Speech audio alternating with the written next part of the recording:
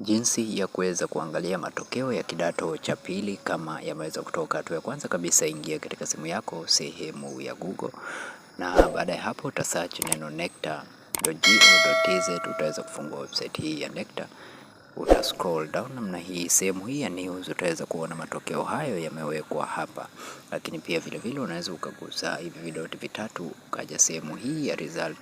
Baada ya hapo ukaja kwenye FTNA, maana yake ni Form 2 National Assessment. Utabonyeza katika sehemu hiyo, na hapa utaweza kupata linki ya matokeo ya kidato cha pili 2025. Utaweza kuona hapo. Baada ya kuona 2025 hapo, unachotakiwa kufanya ni kugusa link iliyopo chini yake hapo. Ukishagusa linki hiyo, utaweza kuyaona matokeo ya mwaka 2025 namna hii.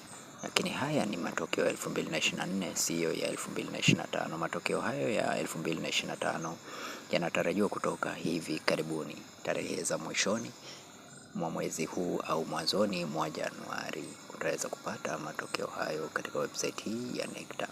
Kwa hiyo kama ni mara yako ya kwanza, hakikisha una subscribe channel hii ili kuweza kupata update zote hizo, na unaweza kujoin group letu la WhatsApp, link nimekuwekea katika description ya video hii. Asante na karibu.